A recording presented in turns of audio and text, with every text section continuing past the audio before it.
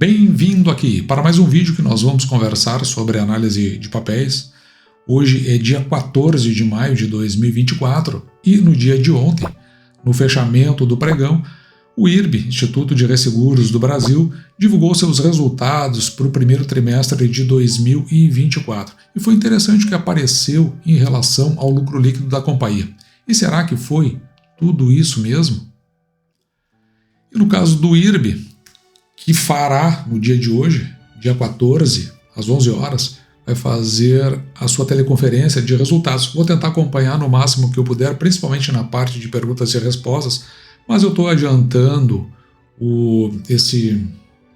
essa leitura, porque depois eu tenho outro compromisso, vai ficar muito difícil de fazer análise com base no que a companhia vai divulgar durante a teleconferência de resultados. Então, eu vou fazer uma análise com base no documento.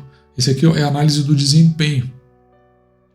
Então, vamos fazer a leitura aqui, porque é muito interessante. A partir daqui a gente vai saber muita coisa. Esse é um relatório bem consistente. Veja, as análises constantes deste relatório, salvo indicação em contrário, são realizadas conforme o padrão visão negócio. Então, tudo que nós vamos ver aqui é visão negócio, que é o que vai estar na apresentação na teleconferência de resultados da companhia. E ele é baseado no pronunciamento técnico CPC 11 e FRS 4. Então, preste atenção aqui, ó, esse númerozinho. O que ele está dizendo é que essa apresentação é de acordo com normas da SUSEP, que é a Superintendência dos Seguros Privados. A resolução, essa 42 de 2021, tornou obrigatório que as companhias abertas, a partir do início do ano passado, fizessem pronunciamento técnico segundo CPC 50, que é diferente dessa CPC 11, e que essa tem que ser em linha então com IFRS 17. Então são duas visões. Quando ele está conversando com a Comissão de Valores Imobiliários, IFRS 17. Quando está conversando com SUSEP, é IFRS 4. Por isso que às vezes as pessoas aqui no canal acabam me perguntando: pô, mas você disse que é um resultado e agora está aparecendo outro resultado. Na realidade, eu tento fazer a leitura de acordo com o ambiente que interessa. Por exemplo, aqui está falando de apresentação do ponto de vista de negócio e IFRS 4. Quando nós fizermos a nossa tabela, onde vão estar os indicadores fundamentalistas, e IFRS 17, que é para obedecer a padronização da Comissão de Valores Mobiliários.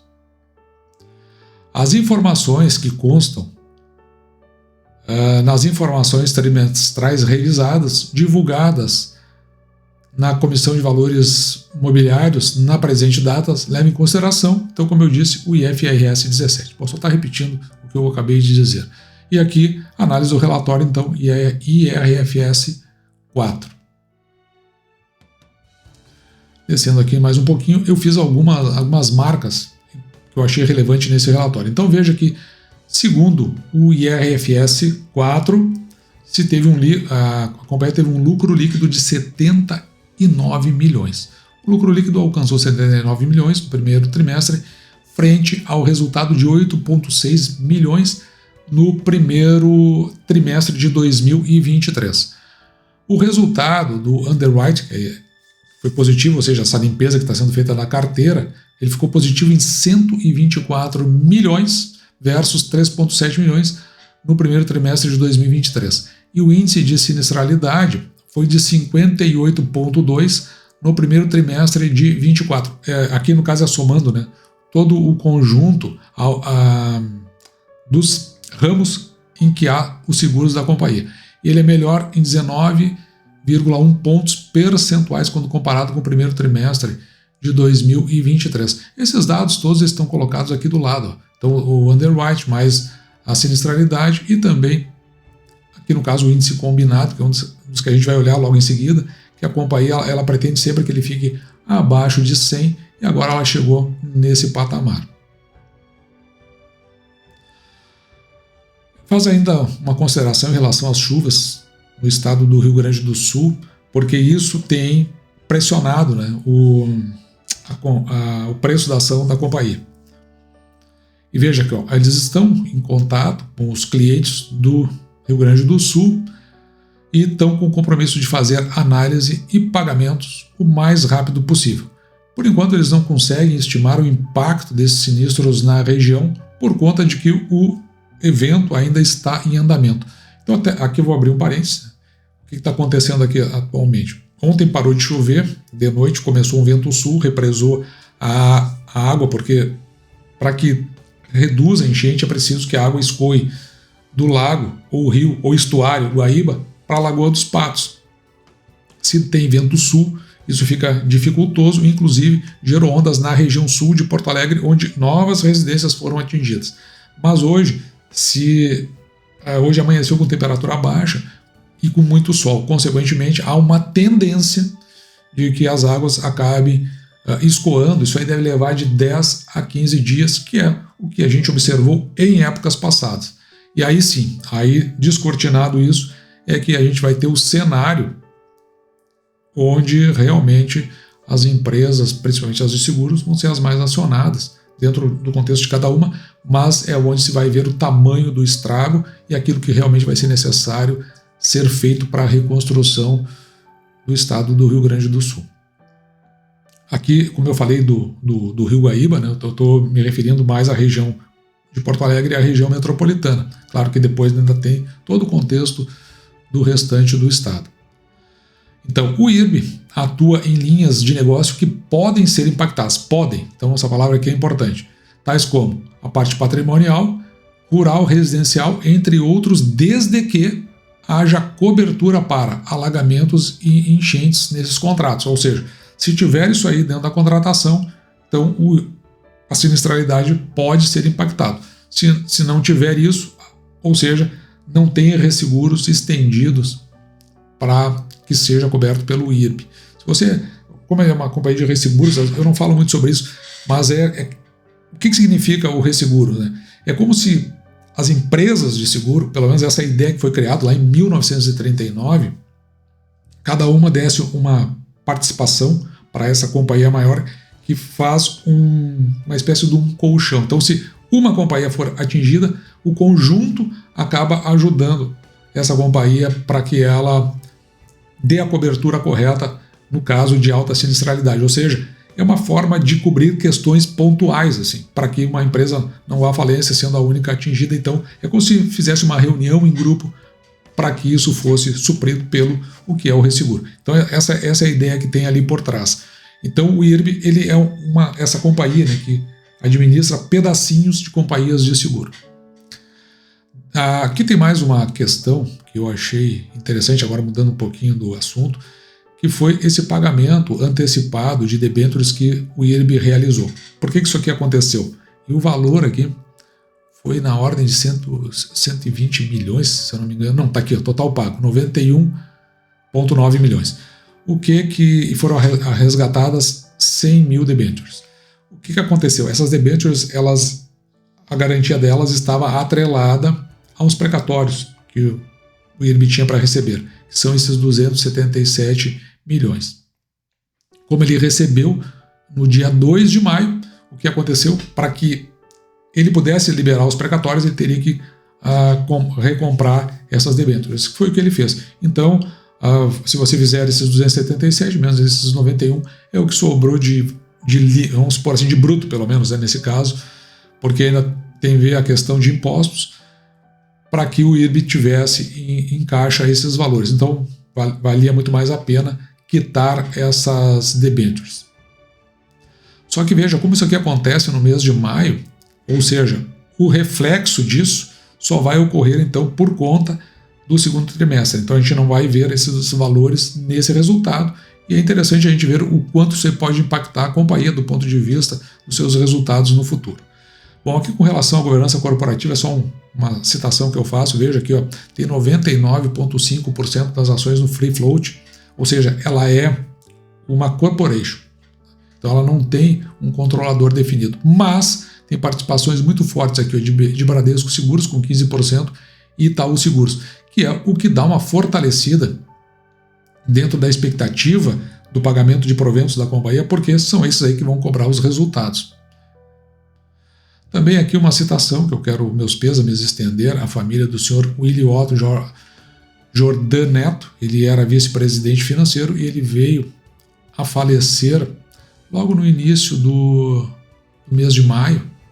Na verdade não foi no início, foi no dia 12 de maio de 2024, então eu estendo meus pêsames à companhia e aos seus familiares.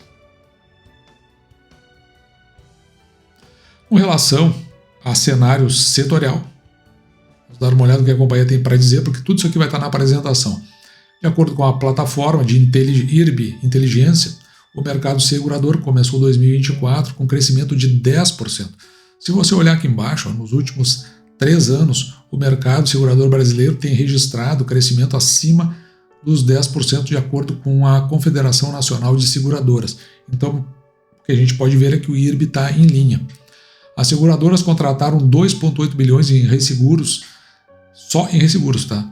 No primeiro ano, alta de 3,6% em relação a janeiro de 2023. Em janeiro de 2024, o índice de sinistralidade teve queda no geral de 1,5 pontos percentuais e evidentemente isso aí vai afetar os resultados dessas companhias, em comparação com janeiro do ano passado. Com relação à perspectiva, segundo a reportagem do Valor Econômico, as margens de subscrição dos resseguradores provavelmente atingirão o pico em 2024. Então tem uma perspectiva bastante positiva quando se olha para o cenário. Uma parte que eu gosto muito é justamente esse aprimoramento, porque eu falei lá da questão de utilizar a inteligência para as contratações, porque assim você pode aprimorar. Fala da qualidade do atendimento, a determinação dos perfis, mas principalmente na análise de risco. E aqui vai, nesse parágrafo, se você tiver interesse, fala muito da parte de inteligência artificial, porque o que acontece? Significa que você tenta evitar de pegar um prêmio pequeno para que segmentos ou empresas que têm um potencial de sinistralidade muito alto. Com isso, você começa a trabalhar dentro de uma margem muito mais segura. Ou seja, se tem um alto grau de sinistralidade, evidentemente que o prêmio a ser pago tem que ser maior. E é isso que precisa ser avaliado principalmente em contratos muito específicos. Então, olhando aqui para o desempenho econômico-financeiro, algumas coisas que eu marquei, que eu achei relevante, prêmios emitidos. Aqui tem uma redução em relação ao quarto trimestre de 2023, mas a gente sabe que a companhia está fazendo uma limpeza da sua carteira. Pelo menos é melhor aqui que o segundo trimestre de 2023. O resultado líquido, em 79,1 milhões, resultado líquido aqui e lucro líquido tem a mesma equivalência nesse caso. O índice de sinistralidade, 58,2, sobe um pouquinho em relação ao trimestre passado, mas veja que ele fica bem descolado do primeiro, segundo e terceiro trimestre de 2023. E por fim, aqui embaixo, com relação ao o índice combinado ampliado, que eu disse, né, que há tempos a companhia quer levar ele na direção ali dos 80%, então está indo aqui, está 85,6%, enquanto que o índice combinado está abaixo dos 100%, que é o desejo da companhia. Então, esses índices aí, quanto menor, melhor para o resultado que a companhia apresenta. E aqui na demonstração do resultado, na visão de negócio, nesse caso específico, veja que os prêmios emitidos, então aqueles 1.400, na verdade é 1,4 bi aqui, né? Ele cai 9,1, depois a companhia dá uma explicação aqui por que isso aí aconteceu, mas já está em linha com o que ela vem há quase 2 anos dizendo que ela vai fazer, que é fazer uma limpeza da sua carteira. A variação das provisões técnicas sobe, então a companhia entra e permanece no regulatório. Outras receitas de despesas operacionais, uma queda aqui de 85%, e aqui vejo o resultado do underwrite, que eu acabei não marcando, mas como ele cresce, né, em relação ao primeiro trimestre de 2023, dá 3.175%, eu nem marquei, porque é muito absurdo, e a gente olha para trás e vê o quanto estava mal alocada a companhia. As despesas administrativas caem 14,9% e as despesas de tributos 19%. Depois vou dar uma olhadinha, vou mencionar essa questão do tributo, e o resultado líquido total, 79 milhões, que a gente viu agora há pouco, um crescimento de 825% em relação ao primeiro trimestre de 2023. Aí aqui tem todo toda uma contextualização em termos gráficos que eu acho bem interessante, se você for acionista da companhia, que você dê uma olhada, mas veja aqui, ó, a questão de prêmios, divisão de prêmios entre o que é emitido no Brasil e o que é emitido no exterior, atualmente se está chegando a 74% no Brasil e 26% no exterior. A companhia inicialmente ela queria 85% no Brasil e 15% no exterior, mas parece que ela já reviu e vai acabar ficando com 80% no Brasil e 20% no exterior como meta. Andando nessa direção, a gente está vendo que ela está cumprindo o seu objetivo. Muitos gráficos aqui pela frente que você pode olhar para apresentar tudo isso, né, do ponto de vista gerencial que eu acabei falando até agora. Com relação à sinistralidade, aqui é uma sinistralidade no Brasil, diferente daquela geral que a gente viu. Veja que aqui, ó, em termos de propriedades, sai de 92,8% para 50%. Esses índices de sinistralidade, quanto menor, melhor, porque quanto menor, melhor o impacto nos resultados. O seguro vida 67,4 para 16, esse aqui caiu bastante. O agro de 62,2 para 31,8 também caiu. E os outros, no geral, de 83,5 para 77%. Então, isso, evidentemente, né, a redução da sinistralidade, ela vai acabar por impactar positivamente o resultado da companhia. Depois aqui nós vamos ver uma descrição com relação ao lucro líquido, e a companhia diz por que ele foi impactado, e como a gente viu até agora, né, o lucro líquido impactado pelo resultado de underwrite, que a gente viu foi aquele que deu aqueles 3.000%, e assim como o resultado financeiro positivo, ou seja, aquilo que a companhia ela recebe os valores advindos dos prêmios, ela coloca para rendimentos normalmente na renda fixa. Então, esse valor que ela obtém, menos o que ela tem para pagar em termos de juros que ela paga, isso dá o resultado financeiro. Então, quanto menos ela utilizar para cobrir esses seguros, mais tempo fica lá, maior o rendimento e, consequentemente, vai ter impacto no lucro. E o underwrite a gente já sabe que é só uma revisão. Aqui tem um detalhe, revisão da carteira. Aqui tem um detalhe interessante, ó. Não há... O que está acontecendo? A companhia ela teve prejuízos acumulados em pelo menos 2 anos, 2, 3 anos, certo? Esses prejuízos, eles têm a compensação fiscal, essa que está aqui. Só que não tem tempo para isso, não há limite no futuro. Mas, quando isso aí ocorre, aqui, ó, veja, a compensação ela tem que ser no máximo de 30% do lucro tributável dentro do período. Período aqui é período de 30 dias. Então, o total, como é 30%, né, do valor, é no mínimo 3 meses, 4 meses, na verdade, e no máximo, aí depende como a companhia vai tentar ajustar isso aí dentro do tempo. O quanto antes, melhor, mas é por isso que a gente não vê imediatamente o resultado, o impacto disso, dentro do resultado de um trimestre. E para finalizar, um comentário aqui, ó, sobre o desempenho IFRS 17. Então, IRB, de acordo com o IFRS 17, o lucro líquido, aí sim, de 230, deixa eu marcar melhor aqui, porque ficou tudo em amarelo, então vermelho. O lucro líquido foi de 237 milhões no trimestre, frente a 25 milhões no mesmo período do ano passado, o primeiro trimestre do ano passado. Então, esse é o valor que nós vamos trabalhar, porque a gente usa a visão que é fornecida para a Comissão de Valores Imobiliários, que é o que interessa para o mercado de capitais.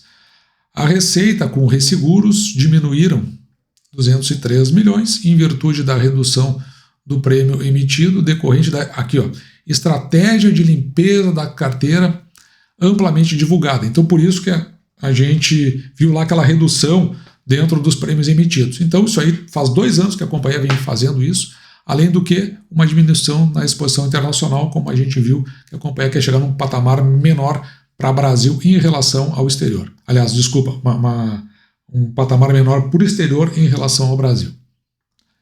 E eu acho que eu acabei não falando, mas esses 25 milhões aqui do primeiro trimestre de 2023, na verdade, eles vieram aqui a título de prejuízo. Eu acabei não falando, eu falei como resultado podendo ser positivo, dando a entender que poderia ser positivo, mas não. Então, enquanto no primeiro trimestre de 2023 o lucro líquido foi negativo, lucro líquido negativo ou prejuízo é a mesma coisa. O lucro líquido do primeiro trimestre de 2024 é de 237 milhões, segundo o IFRS 17. E assim, nós saltamos então para as informações trimestrais que obedecem então o IFRS 17. E nós vamos aqui para a página 12, que nós vamos olhar para o passivo. Um dos dados que nós transportamos para a nossa tabela dos indicadores fundamentalistas é exatamente o patrimônio líquido consolidado, que sai de 4,2 bi para quase 4,5 bi. Depois, na página 13, logo aqui embaixo, nós vamos dar uma olhada aqui nas receitas das atividades seguradoras, que são as receitas que nós vamos transportar. Elas caem aqui de 1,6 bi para 1,4. E aqui no lucro líquido do período, que tinha sido negativo no primeiro trimestre de 2023, então agora chega nos 236 milhões para o fechamento do primeiro trimestre de 2024. Lembrando que lá no relatório só está arredondado, lá estava 237, mas é porque ficou em números arredondados desses 819 mil. E agora sim, nós podemos olhar aqui para a nossa tabela dos indicadores fundamentalistas. Veja que a gente tinha uma projeção aqui de 6 bilhões de receita para o fechamento de 2024, mas é porque a gente fez crescer com relação ao juro real daquela época. Só que, claro, né, a companhia está fazendo limpeza, então é natural que tem uma redução aqui dessa receita. Por outro lado, como ela tinha prejuízos acumulados, a gente, vamos colocar aqui um prejuízozinho lá no final. Com o resultado obtido, claro, tem que abater depois os prejuízos acumulados. Mas a gente acabou indo aqui para 947 milhões. Agora, considerando os prejuízos acumulados, para 588. Eu trabalho aqui com payout, mas isso aqui é apenas para simulação. Eu não acredito que isso vai acontecer e nem você deve confiar que isso vai acontecer. Trabalho com payout de 25%, veja que nesse contexto a companhia teria até condições de pagar R$ 1,79 por ação, descontados os prejuízos acumulados. E o patrimônio líquido que nós vimos agora em 4,4 bi, com isso o preço da ação, da última vez que eu vi, é R$ 37,50, nos dá um PVPA aqui de 0,69. Pela primeira vez, então, a gente chega num patamar interessante aqui. Quando esse número está entre 0 e 1, ou seja, está abaixo de 1, significa que a ação realmente possa estar barata e, acima de tudo, que o risco de investir na companhia é muito baixo, principalmente a companhia fechando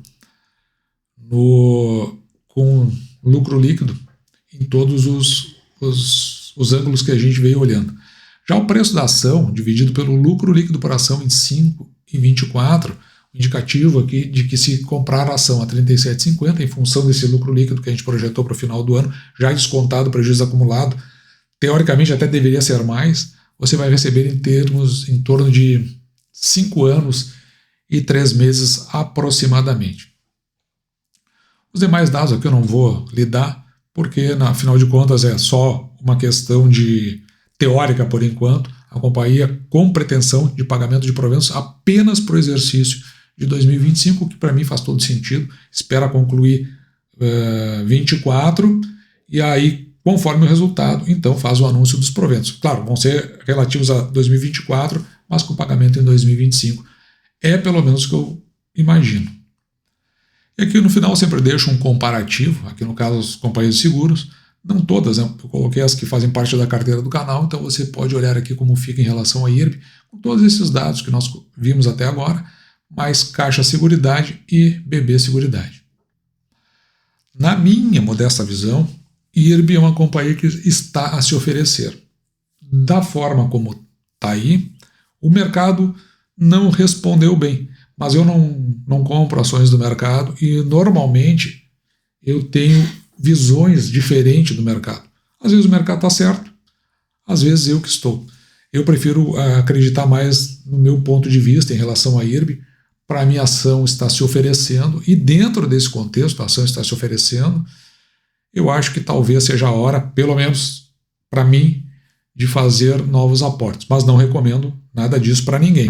Você olhe, porque ainda é uma companhia que está no processo de recuperação e às vezes as pessoas podem entrar tendo uma expectativa e acabam se decepcionando.